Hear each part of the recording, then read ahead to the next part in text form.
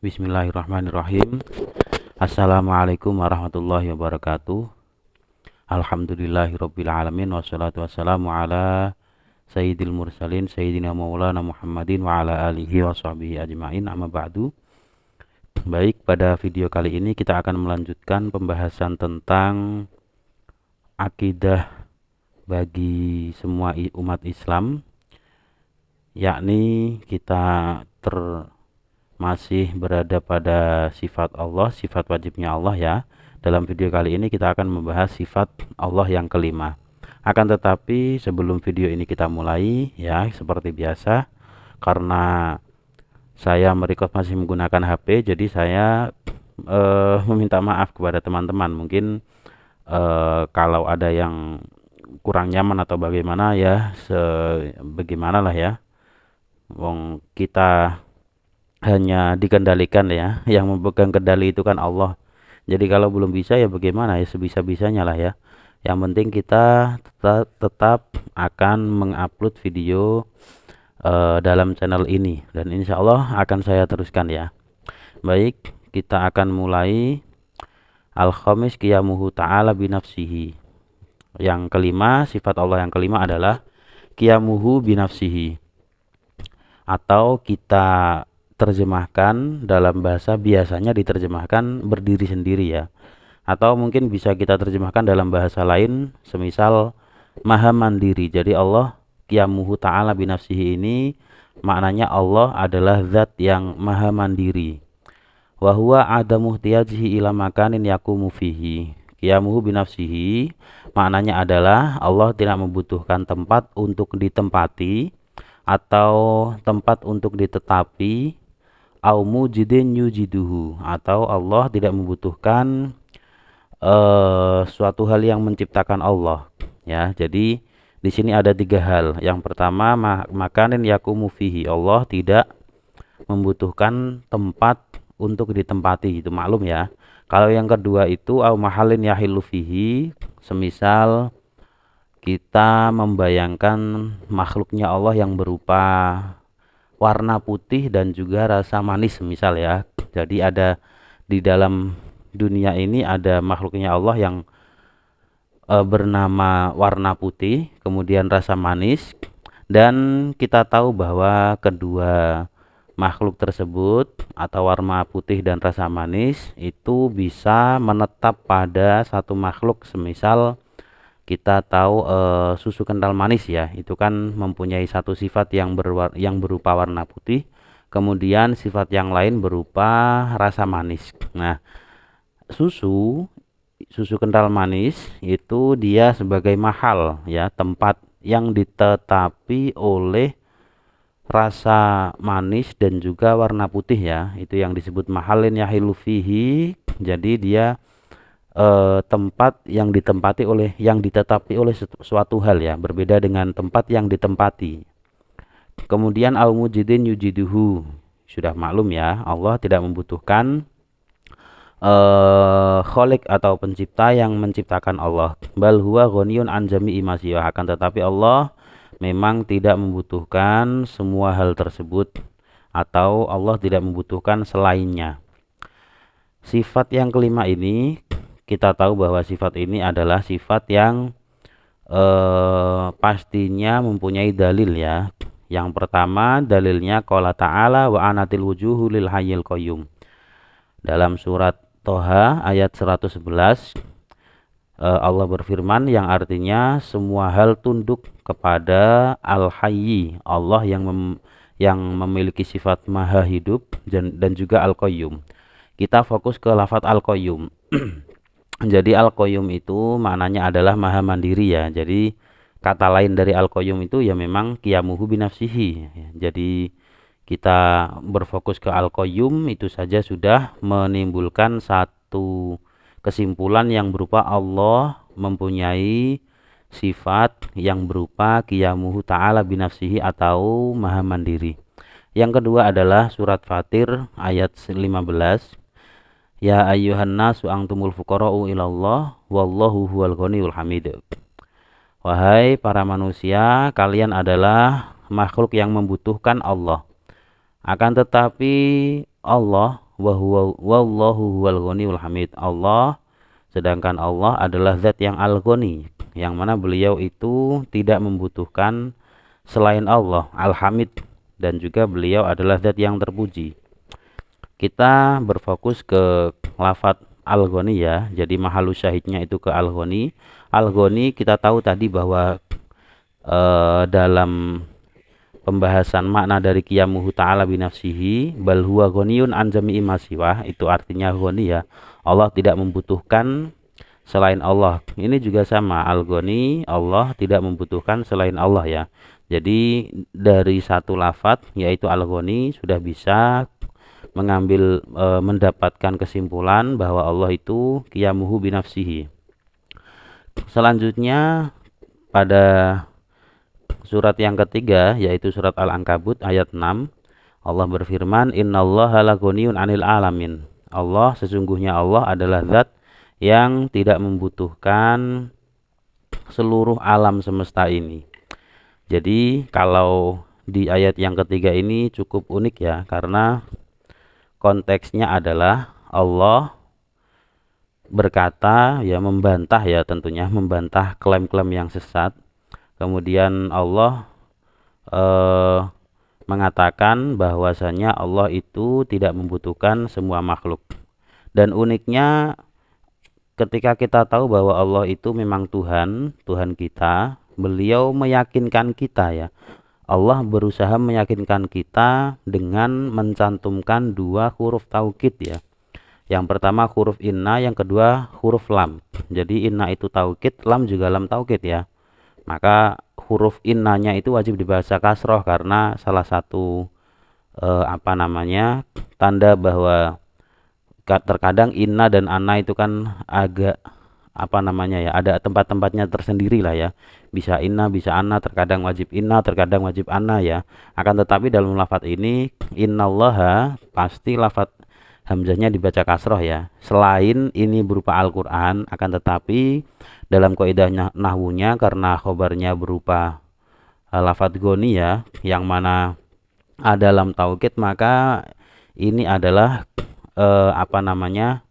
adalah huruf yang bermakna taukid atau meyakinkan ya.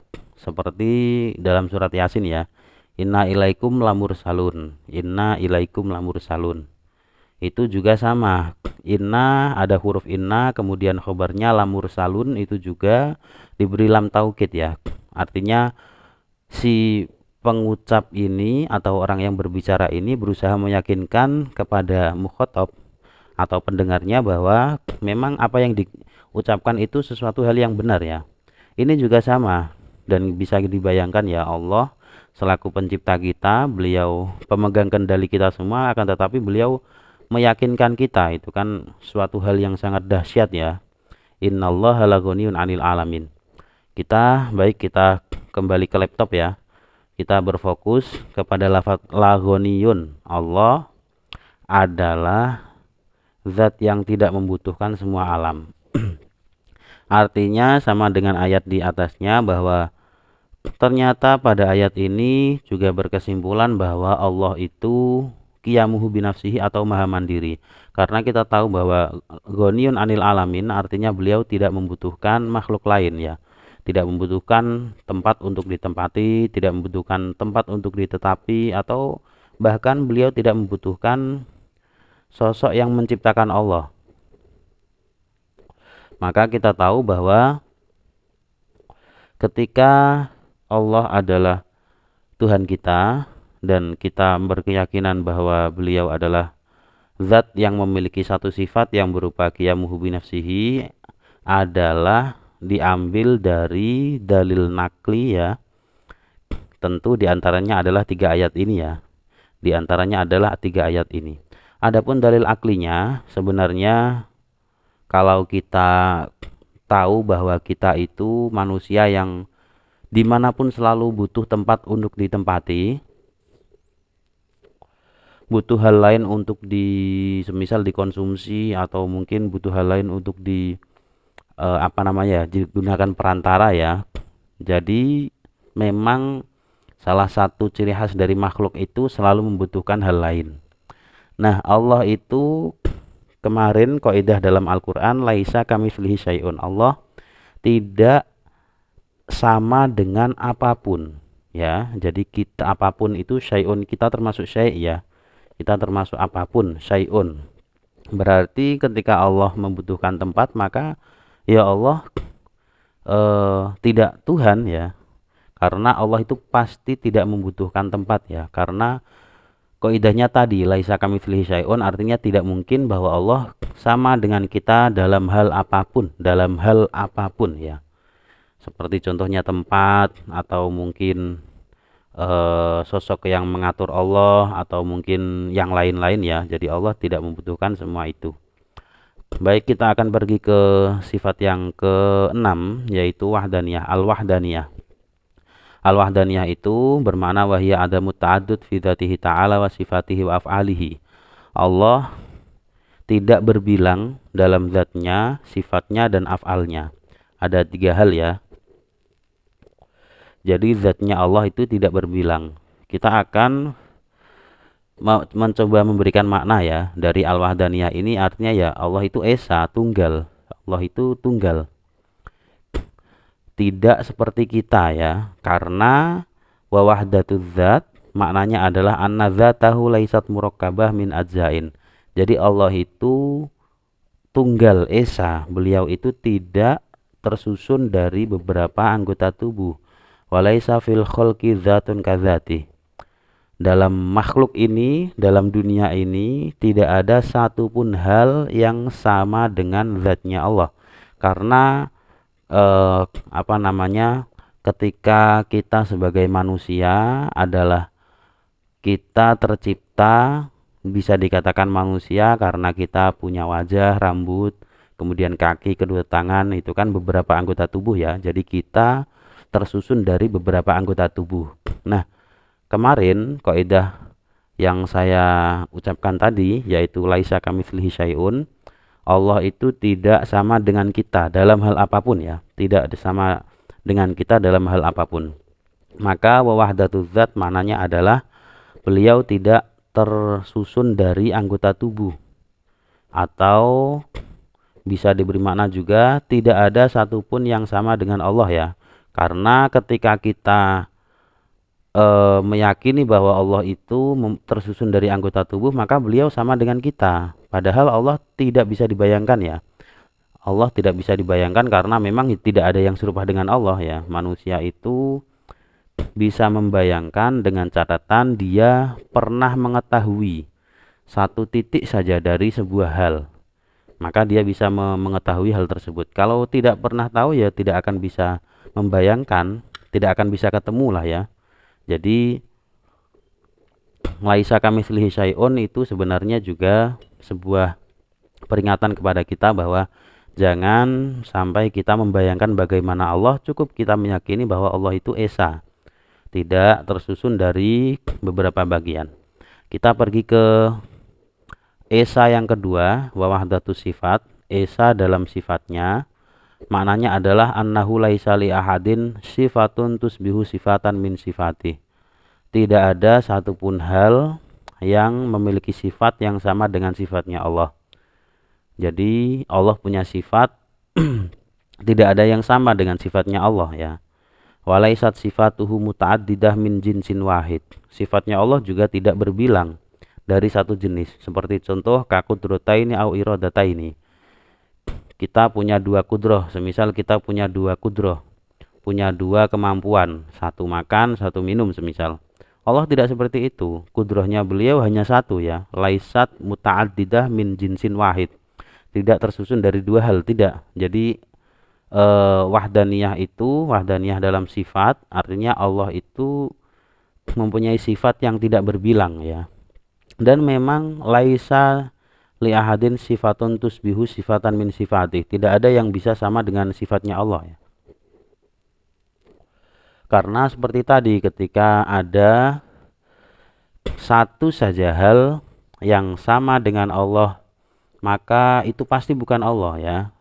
Ada kita membayangkan satu saja hal yang sama dengan Allah, pasti itu bukan Allah. Karena dalam Al-Quran sudah dikasih kaidah tadi, laisa kamitslihi syai'un. Kemudian yang selanjutnya adalah wahdatul af'al. Allah wahdah atau esa dalam fi'lunya, dalam pekerjaannya.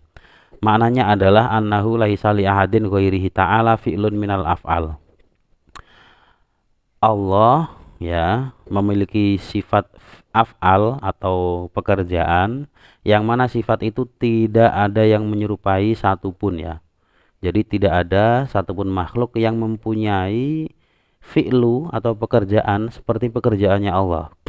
Fallahu khaliqu kulli syai'in wa mubdi'u kulli syai'in. Allah adalah yang menciptakan semua hal dan mengawali penciptaan tersebut ya. Mubdi, beliau yang mengawali penciptaan tersebut. Maka tidak ada satupun makhluk yang bisa menciptakan seperti Allah. Dan tidak mungkin ya, itu memang tidak mungkin. Secara logika pun sudah tidak akan masuk akal ya. Fahuwa ta'ala mustaqilun bil ijad wal ibda. Allah adalah zat yang mandiri dalam al-ijad atau menciptakan makhluk atau mengawali penciptaan tersebut. Jadi sifat ini adalah sifat yang memang harusnya dimiliki oleh Allah ya. Sudah pasti dimiliki oleh Allah. Secara dalil akli pun kita tahu bahwa saat Fir'aun itu sedang berdebat ya, kita katakan berdebatlah dengan Nabi Musa. Jawaban Nabi Musa itu juga agak lucu bahwa Rabbukum wa rabbu abaikum. Siapakah Tuhanmu? Tuhanku adalah Rabbukum wa rabbu abaikum. Tuhanku adalah Tuhanmu dan juga Tuhan kakek atau nenek moyang kamu ya. Artinya memang dari dulu Allah itu memang Tuhan ya. Tidak ada masa awalnya. Artinya suatu hal yang disebut Tuhan itu pasti tidak mungkin diciptakan oleh hal lain. Karena ketika semisal ada Allah diciptakan oleh Allah lagi, semisal diciptakan oleh Tuhan lagi, Tuhan lagi, Tuhan lagi, pasti akan menyebabkan daur atau tasalsul ya, daur dan tasalsul. Dan itu tidak mungkin. Pasti semua itu ada ujungnya ya. Semua hal itu pasti ada ujungnya. Tidak mungkin tidak ada ujungnya, itu tidak mungkin, pasti ada ujungnya. Terkadang ada pertanyaan apa namanya, ayam dan juga telur itu lebih dahulu mana. Itu adalah suatu hal yang seakan-akan apa namanya selalu berputar di situ. Ayam asalnya telur, kemudian telur nanti dikeluarkan oleh ayam, yang mengeluarkan juga pasti ada telur. Tapi tidak mungkin kedua hal itu tidak ada awalnya, tidak mungkin, pasti ada awalnya ya, pasti ada awalnya, entah itu telur dulu atau ayam dulu, wallahu a'lam ya. Yang jelas pasti ada awalnya, tidak mungkin sampai ayam atau telur itu dari dulu seperti itu, tidak mungkin ya, tidak mungkin, pasti tidak mungkin, secara logika sudah tidak masuk akal ya. Maka kita memastikan bahwa di dunia ini ada satu zat yang memang mengawali penciptaan semua itu dan memang dilakukan sendiri. Nah, itu yang disebut wahdatul af'al. Allah yang menciptakan semua hal dan yang mengawali penciptaan tersebut. Kita beralih ke istidlal, pengambilan dalil dari sifat wahdaniyah ya. Yang pertama pada surat Az-Zumar ayat keempat, Allah berfirman, Subhanah, Allah Maha Suci, Huwallahul Wahidul Qahar. Dia adalah Allah yang Maha Esa dan juga yang Maha Bijaksana. Al-Wahid itu maknanya adalah Esa ya. Kita tahu bahwa wahdah atau wahdaniyah itu dari satu kata turunan yang sama, artinya satu, tunggal, Esa ya. Maka kita mahalus syahidnya atau fokusnya ke lafadz wahid. Jadi dari lafadz wahid bisa kita simpulkan bahwa Allah mempunyai sifat al-wahdaniyah.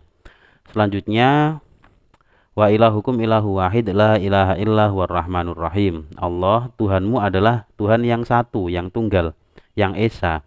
La ilaha illa huwar rahmanur rahim. Jadi Allah bukan dua. Tuhan itu bukan dua, bukan tiga, dan juga bukan empat ya. Kemudian di surat Al-Ikhlas ayat 1 mengatakan bahwa kul huwallahu ahad. Allah berfirman bahwa Allah itu satu, esa, tunggal. Kenapa kok Allah itu tunggal? Jadi ini adalah satu dalil yang mana tidak dicantumkan sebenarnya ya dalam konsep yang dirumuskan oleh kitab Jala'ul Afham ini. Jadi Allah itu adalah zat yang esa. Kalau di atas tadi wahdaniyah fizzat atau wahdatuz zat, beliau artinya Allah bukan tersusun dari beberapa hal ya, beberapa anggota tubuh. Kemudian walaisa fil khalqi dzatun kadzati. Tidak ada satupun hal yang sama dengan Allah. Dan kalau kita lihat surat Al-Anbiya ayat 22, laukana fihi ma'alihatun illallahu la fasadata. Ini sebenarnya adalah menafikan atau meniadakan bahwa Allah itu bukan dua sosok, bukan tiga sosok, bukan empat sosok, akan tetapi hanya satu ya. Akan tetapi Allah itu hanya satu. Jadi ini adalah dalil yang digunakan untuk menetapkan atau merumuskan bahwa Allah itu satu bukan dua ya. Bukan kok dalil yang digunakan untuk menetapkan bahwa Allah itu laisat muta'addidah. Laisat muta'addidah atau tidak tersusun dari beberapa anggota tubuh ya. Kemudian kita akan berusaha memaknai ya, laukana fihi ma'alihatun illallahu la fasadata. Andaikan dalam bumi ini ada Tuhan selain Allah, maka pasti bumi ini akan rusak, akan hancur atau tidak akan wujud ya. Karena ketika ada dua Tuhan yang memiliki sifat superpower ya, superpower, beliau mampu menciptakan apapun, beliau mampu untuk membuat apapun, keinginannya selalu tercapai ya. Kalau keinginannya tidak tercapai itu kan berarti tidak superpower ya. Allah itu setiap punya keinginan pasti akan tercapai ya. Iradahnya Allah itu nanti akan dibarengi atau disertai dengan kudroh ya. Jadi Allah berkehendak, iradah, kemudian beliau punya kudroh atau kemampuan untuk merealisasikan iradah tersebut. Nah, andaikan ada dua Tuhan yang memiliki dua sifat tersebut ya, itu kan sifat yang pasti dimiliki oleh Tuhan, karena kalau tidak mampu ya namanya bukan Tuhan begitu ya.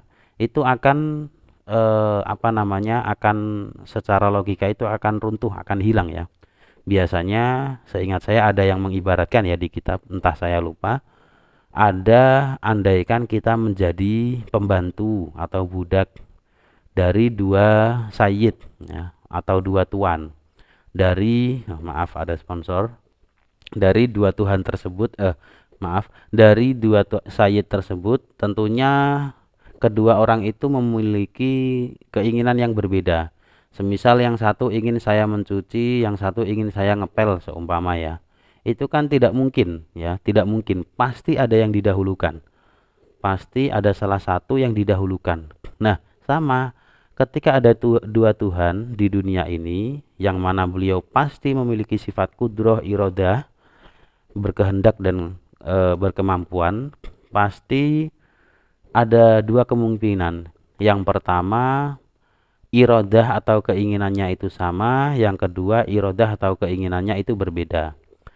Andaikan irodah atau keinginan dari dua Tuhan tersebut sama, maka yang satu menciptakan, yang satu otomatis tidak menciptakan ya. Karena dari dua keinginan tersebut pasti salah satunya saja yang menciptakan. Semisal ada dua sayyid yang menyuruh ngepel ya. Itu pastikan salah satu saja yang dilakukan ya. Bukan kedua-duanya. Artinya kalau Allah semisal ada dua Tuhan, yang satu ingin menciptakan saya dan juga yang satu juga ingin menciptakan saya, itu kan pasti menciptakan sendiri karena beliau punya kudroh, punya kemampuan untuk menciptakan saya tanpa dibantu oleh pihak manapun ya. Jadi semisal ada Tuhan A dan Tuhan B sama-sama menginginkan saya untuk ada, memang sama, irodanya itu memang sama, akan tetapi kudrohnya, kemampuan untuk menciptakan saya pastinya kan hanya direalisasikan dari satu Tuhan, semisal Tuhan A atau Tuhan B. Tidak mungkin keduanya sama-sama membuat, kan tidak ya. Karena konsepnya tadi Allah itu pada sifat kelima qiyamuhu binafsihi, tidak membutuhkan hal lain ya, tidak akan membutuhkan hal lain. Itu seperti itu. Nah, kalau salah satu saja Tuhan yang berhasil untuk menciptakan saya dan yang satunya tidak berhasil menciptakan saya, meskipun kehendaknya sama, maka yang satunya itu disebut ajiz atau tidak mampu untuk melakukan keinginannya. Lah, Tuhan itu tidak mungkin tidak mampu melakukan keinginannya ya. Berarti artinya Tuhan itu hanya ada satu. Kita pergi ke kemungkinan yang kedua. Kemungkinan yang kedua adalah Allah, maaf, bukan Allah ya. Tuhan, andaikan Tuhan itu ada dua, kemudian memiliki dua keinginan atau iradah yang berbeda. Semisal, Tuhan A berkehendak saya ada, kemudian Tuhan B berkehendak saya tidak ada. Nah, ternyata saya itu ada, ya. Artinya Tuhan yang B itu berarti kan tidak mampu untuk meniadakan saya. Nah, itulah yang disebut ketidakmampuan. Padahal Allah, kemarin kita tahu bahwa Allah itu mempunyai kudroh ya. Belum ya. Allah itu mempunyai kudroh untuk mengadakan atau meniadakan, kudroh untuk merealisasikan irodahnya atau kehendaknya begitu ya. Jadi walhasil ketika Allah atau Tuhan itu ada dua, tidak mungkin di dunia ini akan terjadi, tidak mungkin. Tidak mungkin dunia ini baik-baik saja, tidak mungkin. Pasti akan terjadi suatu hal yang tidak jelas ya. Atau bahkan yang satu berkeinginan ada, yang satu berkeinginan tidak ada. Dan itu tidak mungkin. Nyatanya bumi sampai sekarang ada ya. Bumi sampai sekarang ada, kita juga ada, dan semuanya ada. Dan itu cukup untuk menjadikan kita yakin bahwa Allah memiliki, Allah adalah tunggal, Tuhan yang tunggal satu, bukan dua, bukan tiga ya. Titik. Jadi kalau dalam apa namanya, dalam ayat surat Al-Anbiya ayat 22 ini yang dinafikan atau yang ditiadakan itu sebenarnya kuantitas yang mungfasil. Jadi al-kamiyah al-mungfasilah, kuantitas atau jumlah dua Tuhan itu yang ditiadakan ya. Kalau yang di atas tadi kan meniadakan Allah tidak terbilang atau tidak tersusun dari beberapa anggota tubuh ya. Kalau yang ini meniadakan bahwa Allah bukan dua, bukan tiga, dan bukan empat, dan seterusnya. Akan tetapi Allah itu qul huwallahu ahad ya. Ini menguatkan dalil yang di atasnya. Kita melanjutkan ke surat Al-Mu'minun ayat 91. Ini sebenarnya memperkuat dalil yang di atasnya ya. Jadi lebih menjelaskan saja. Mattakhadallahu min waladin wa makana ma'ahu min ilah. Allah tidak menjadikan anak, Allah tidak mengangkat anak, Allah tidak membuat anaknya Allah ya. Wa makana ma'ahu min ilah. Tidak ada Tuhan bersama Allah ya. Jadi tidak ada Tuhan yang bersama dengan Allah. Idzan, andaikan ada Tuhan yang sama dengan Allah, atau kita bahasakan andaikan ada Tuhan selain Allah, la dzahaba kullu ilahin bima khalaqa. Pasti salah satu dari Tuhan tersebut akan merealisasikan atau melakukan irodahnya sendiri. Ya, jadi semisal tadi ingin Tuhan A ingin saya ada, Tuhan B ingin saya tidak ada, ternyata saya ada. Ya.